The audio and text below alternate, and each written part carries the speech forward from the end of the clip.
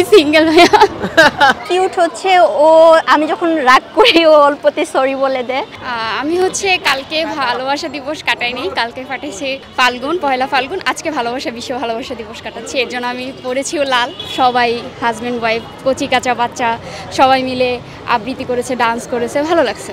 আমার কাছে ভালোবাসার সংজ্ঞা হচ্ছে রেসপেক্ট, অবভিয়াসলি, আন্ডারস্ট্যান্ডিং, আর হচ্ছে পরিশেষে বলা যায় হচ্ছে দুজনের মধ্যে যদি ভুল বোঝাবুঝি হয়, দুজনকে মানিয়ে নিতে হবে।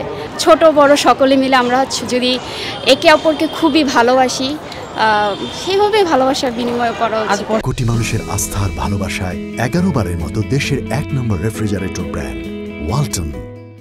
কিউট হচ্ছে ও, আমি যখন রাগ করি ও অল্পতে সরি বলে দেয়। আর বিরক্তিকর বিষয় হচ্ছে মাঝে মাঝে ও আমার সাথে কথা বলতে বলতে হঠাৎ জোরে কথা বলে, সেটা আমার একটু বিরক্ত লাগে। বাট এছাড়া সবকিছুই কিউট লাগে।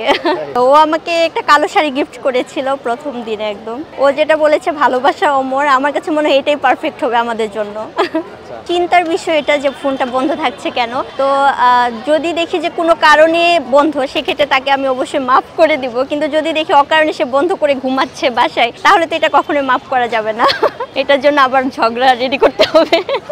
আমরা জানি যে আজকে হচ্ছে পহেলা ফাল্গুন, বসন্তের শুরু, আর বলা যায় যে বিশ্ব ভালোবাসা দিবস। আবার আজকে আরেকটা দিনও আছে যে আমাদের পবিত্র শবে বরাত রাতে। তো আবার আজকে শুক্রবার।